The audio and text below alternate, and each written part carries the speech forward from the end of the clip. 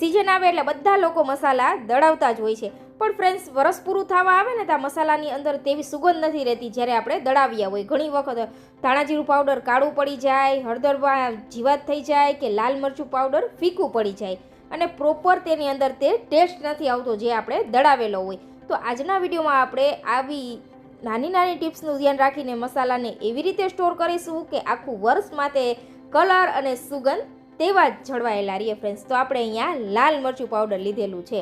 તમારા ઘરની જે રીતે રિક્વાયરમેન્ટ હોય તે મુજબ લાલ મરચું પાવડર લઈ લેવાનું છે. તો હવે મસાલા ભરતા પહેલાં ફ્રેન્ડ્સ આપણે જ્યાં મસાલા ભરવાના છે ને ત્યાં આ રીતે આપણે ન્યૂઝપેપર પાથરી દેવાનું છે, જેથી આપણે નીચેની સરફેસ છે તે ખરાબ ન થાય. ઘણા લોકો અલગ અલગ રીતે મસાલા સ્ટોર કરતા હોય છે ફ્રેન્ડ્સ. તો હવે લાલ મરચું પાવડરને આપણે તેલ દેવાનું છે ફ્રેન્ડ્સ. તેથી શું થશે કે લાલ મરચું પાવડર આખું વર્ષ માટે એવું ને એવું કલરમાં જળવાયેલું રહેશે. તો સૌથી પહેલાં આપણે હાથમાં આ રીતે મોજા પહેરી લેવાના છે, જેથી હાથમાં બળતરા ન થાય. તો હવે કોઈ પણ આ રીતે એક મોટું વાસણ લઈ લેવાનું છે, જેથી આપણા મસાલા ઢોળાય નહીં. તો આ રીતે આપણે મસાલાને બેગમાંથી બહાર કાઢીને મોટા વાસણની અંદર ટ્રાન્સફર કરી દેવાનું છે. તો મેં અહીંયા કાશ્મીરી મરચાંનો ઉપયોગ કરેલો છે ફ્રેન્ડ્સ. તમારા ઘરમાં જે રીતે મરચું પાવડર ખવાતું હોય તે મુજબ મરચું તમારે લઈ લેવાનું છે. તો અત્યારે ફ્રેન્ડ્સ તમે જોઈ શકો છો આ રીતે મરચાંનો કલર ખૂબ જ સરસ એવો લાલ છે. ઘણા લોકો મિક્સમાં દળાવતા હોય છે અને ઘણા લોકો આ રીતે કાશ્મીરી મરચું જ ખાતા હોય છે. તમે જે રીતે મરચું પાવડર ખાતા હોય તે મુજબ તમારે મરચું પાવડર લઈ લેવાનું છે. હવે આપણે અહીંયા તેની અંદર તેલનું મોણ દેવાનું છે. તો અહીંયા ફ્રેન્ડ્સ મારી પાસે 5 કિલો મરચું પાવડર છે ને તેની અંદર મેં 1.5 લીટર જેટલું તેલનો ઉપયોગ કરેલો છે અને તેલ મેં અહીંયા સિંગ તેલ લીધું છે. તમે જે તેલ ખાતા હોય તેનો ઉપયોગ કરી શકો છો. તેલ ઉમેરી દઈને પછી આ રીતે આપણે ચમચા વડે પહેલાં મિક્સ કરી દેવાનું છે મરચાંને. પછી ચમચાથી આપણે સરસ મિક્સ કરી દઈને પહેલાં એકી સાથે બધું તેલ નહીં ઉમેરી દેવાનું. જરૂર લાગે એટલું તેલ ઉમેરતા જઈને મોણ દઈ દેવાનું છે સારી રીતે, જેથી આપણે લાલ મરચું પાવડરને આખું વર્ષ માટે આવા જ કલર અને સુગંધ સાથે જાળવી શકીએ ફ્રેન્ડ્સ. તો એ મેં 1.5 લીટર જેટલું ઉમેરી દીધું છે તેલ. જો જરૂર લાગશે તો આપણે આગળ વધુ ઉમેરશું, નહીંતર અત્યારે પરફેક્ટ છે મોણ. ઘણા લોકો એમનેમ મરચું સ્ટોર કરતા હોય છે ફ્રેન્ડ્સ, પણ આ રીતે જો તમે મરચાં પાવડરને સ્ટોર કરશો ને તો તમે તેને લાંબો સમય સુધી એવા ને એવા કલરનું જાળવી રાખશો ફ્રેન્ડ્સ, જેથી સરસ એવો કલર આવશે આખું વર્ષ માટે.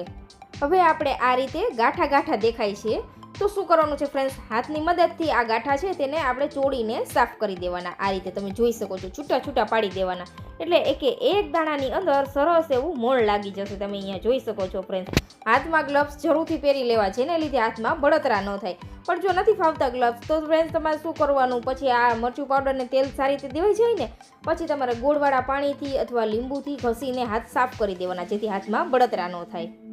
આ રીતે તેલનું મોણ દેવાથી ફ્રેન્ડ્સ આપણા મરચાં પાવડરનો કલર પણ સરસ એવો થોડો નીકળી જશે. તમે અહીંયા જોઈ શકો છો પહેલાં હલકું એવો લાઇટ કલર દેખાતો હતો, પણ આપણે મોણ દીધું એટલે સરસ એવો લાલ ચટાકેદાર કલર થઈ ગયો છે. તમે જોઈ શકો છો.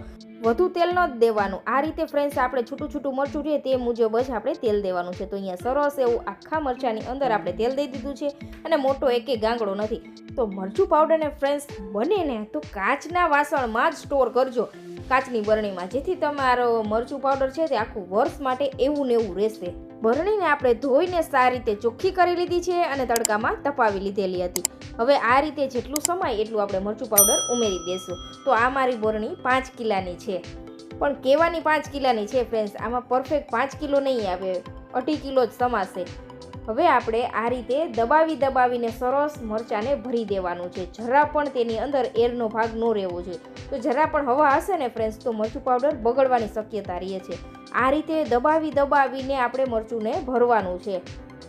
થોડી લેયર આપણે ભરતા જશું અને આ રીતે મરચાં પાવડરને દબાવતા જશું, જેથી તેની અંદર જરાય હવાનો ભાગ ન રહે અને મરચું પાવડર છે તે આપણે આખું વર્ષ માટે આવું નવું લાલ ચટાકેદાર બનેલું રહે.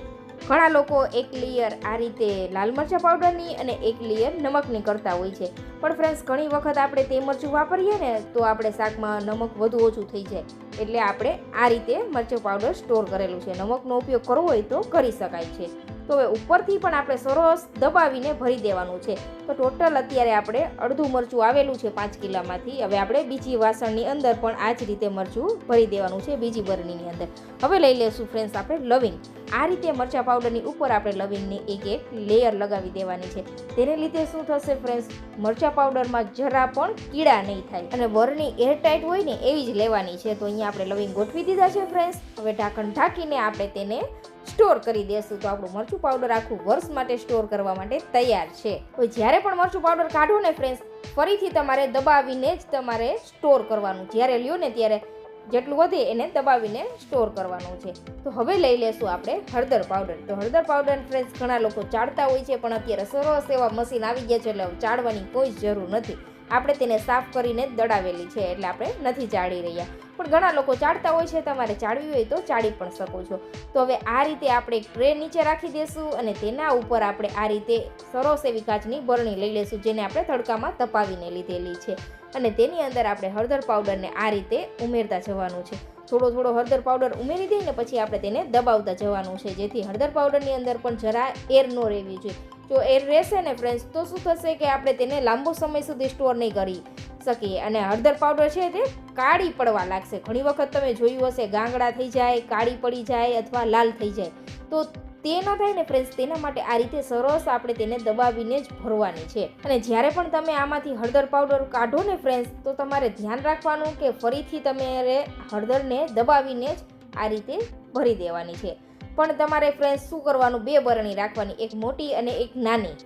બધા મસાલાની 2 બરણી રાખવાની, નાની મોટી 2, જેથી આપણે રેગ્યુલર રૂટીનમાં અઠવાડિયે 15 દિવસે આપણે મસાલા કાઢીએ ને તો મસાલા છે તે આપણે નાની બરણીમાંથી કાઢી શકીએ.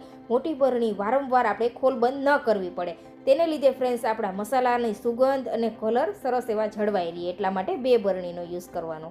તો અહીંયા હળદર પાવડર તો આપણે 2 કિલો હતો, તો એ 5 કિલોની બરણીમાં સરસ એવો સમાઈ ગયું છે. આ રીતે બધી જેવી હળદર સમાઈ ગઈ છે. હવે ઉપરથી આપણે સરસ તેને પ્રેસ કરી દેશું. આ રીતે તમે અહીંયા જોઈ શકો છો ફ્રેન્ડ્સ. હળદર પાવડરની અંદર પણ ફ્રેન્ડ્સ આપણે લવિંગ ઉમેરવાના છે, પણ આ રીતે ઉપરની સાઈડ સરસ દબાવીને જ આપણે તેને સ્ટોર કરવાની છે. તે વાતનું ધ્યાન રાખવાનું છે. અહીંયા ઘણા લોકો હિંગ પણ ઉમેરતા હોય છે અથવા આખું નમક પણ ઉમેરતા હોય છે. પસંદ તમારી છે ફ્રેન્ડ્સ, તમને જે મળે તેનો ઉપયોગ કરી શકાય છે. કોઈ પણ એક વસ્તુ રાખો તો પણ ચાલે છે. આ રીતે ફ્રેન્ડ્સ મસાલા સ્ટોર કરશો ને અને નાની નાની ટિપ્સનું ધ્યાન રાખશો ને એટલે આખું વર્ષ માટે તેવા સુગંધ અને કલરના મસાલા જળવાઈ રહેશે. અને ધ્યાન રાખવાનું ફ્રેન્ડ્સ કે ભીનો ચમચો ન હોય જ્યારે તમે આ મસાલા કાઢો ત્યારે. તો હવે સરસ આપણે તેની અંદર ઢાંકણ ઢાંકી દઈશું અને બરણી હંમેશા એરટાઈટ હોય એવી જ લેવાની છે. આ બરણી મારી 20 વર્ષ જૂની છે. તો હવે આપણે લઈ લેશું ધાણા જીરું પાવડર. ઘણી વખત ફ્રેન્ડ્સ એવું થાય કે ધાણા જીરું પાવડર છે ને 6-7 મહિના જાય ને પછી તેમાં સુગંધ નથી આવતી અને તેનો કલર પણ હલકો પીળાશ પડતો થવા લાગે છે. તો તે ન થાય ને ફ્રેન્ડ્સ, તેના માટે તમારે ખાસ આ ટિપ્સનું ધ્યાન રાખવાનું છે.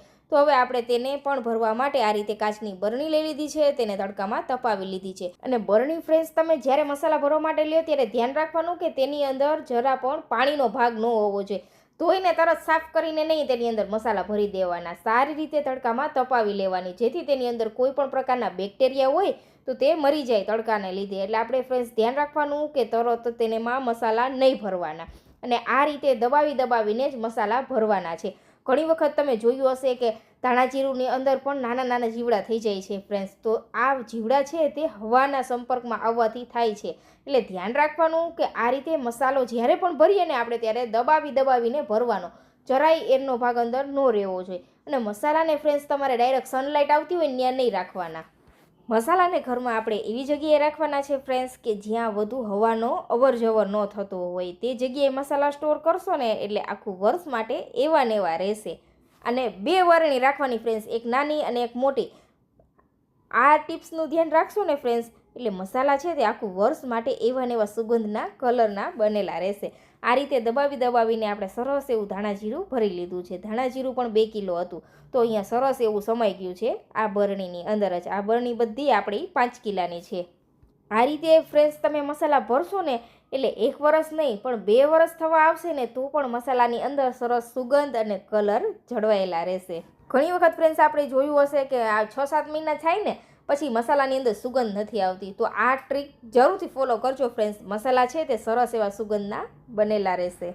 તો મારા સાસુમાં જે રીતે મસાલા સ્ટોર કરતા હતા ને તે મુજબ જ ફ્રેન્ડ્સ હું આ રીતે મસાલા સ્ટોર કરું છું, જે મેં ટ્રીક તમારી સાથે આજે શેર કરેલી છે ફ્રેન્ડ્સ. તો આ મસાલા ભરવાની ટ્રીક ફ્રેન્ડ્સ તમને પસંદ આવી હોય તો ચેનલને સબસ્ક્રાઈબ કરવાનું તો ભૂલતા જ નહીં, અને આ વિડીયો જરૂરથી તમારા ફ્રેન્ડ્સ ફેમિલી મેમ્બરમાં શેર કરજો. તો ધાણા જીરું પાવડર આપણે ભરી દીધું છે ફ્રેન્ડ્સ. હવે આની અંદર આપણે કોઈ જ વસ્તુ ઉમેરવાની નથી, સરસ એવું ઢાંકણ ઢાંકી દેશું. જો ફ્રેન્ડ્સ તમારા ઘરમાં વધુ ભેજવાળી હવા આવતી હોય ને તો ધાણા જીરું પાવડરની અંદર તમે આખું મીઠું રાખી શકો છો.